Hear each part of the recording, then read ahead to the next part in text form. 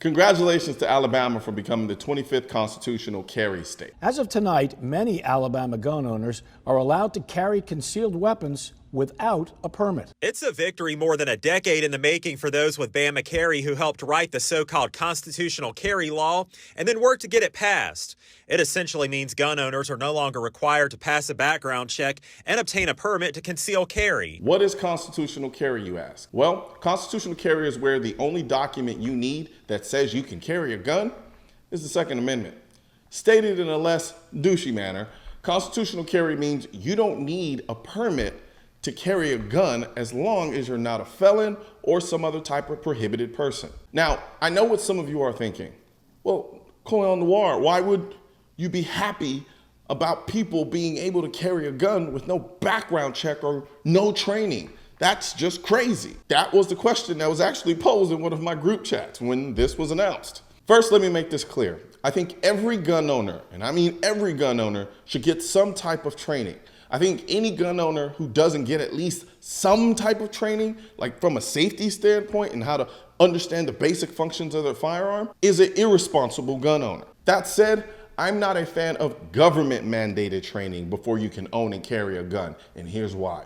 I don't trust the government not to try to make the cost and training requirement to carry a firearm so high and long, it basically bans the ability to carry it only unless, you're an elite. Like voting, the Second Amendment is a constitutionally protected right. This is why a poll tax or literacy exam as a prerequisite to voting is unconstitutional. Owning and carrying a gun is no different. What's the difference between a poll tax and a required fee to get a concealed carry license? What's the difference between a concealed carry training test and a literacy exam before you can vote? Nothing. It's not like we haven't seen governments try to do this before. Not too long ago, a New Jersey assemblyman said this about passing a new concealed carry law that would make it even harder to get a license. Does anybody really want to put more guns in the hands of people that live in Patterson and Newark and Elizabeth and Camden to say here, oh, the money you're charging isn't fair? That'll make things safer? Please.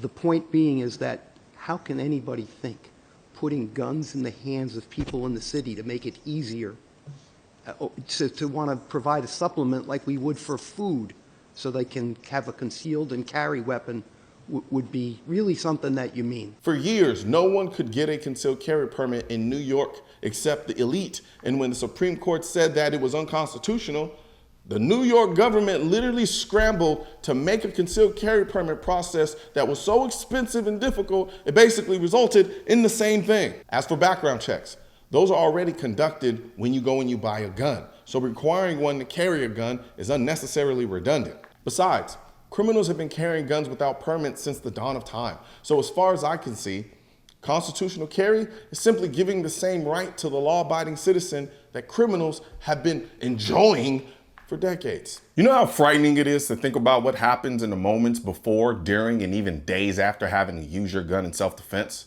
When you first start carrying a gun for protection, it can be a very scary and nerve-wracking experience, especially if you haven't gotten the education and training you need to feel confident.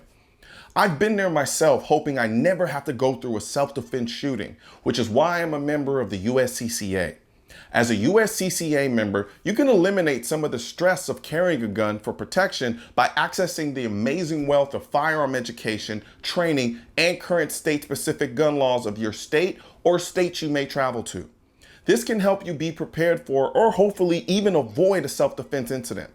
As a bonus, members automatically become insured on the self-defense liability insurance policy purchased by and issued to the USCCA.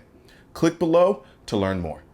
We talk a lot about empowerment in this country, except for when it comes to the Second Amendment. However, I can't think of anything more empowering than having the most effective tool to protect you and your family. So help me spread this message by liking and sharing this video with everyone you know. And don't forget to subscribe and leave a comment, because the Second Amendment, when it said militia, it wasn't talking about the government. It was talking about you. Also, if you want to know where to find the I'm the Militia shirt and merchandise, click the I'm the Militia link in the description section of this video. And don't forget to subscribe to the channel. And most importantly, make sure you hit that bell symbol.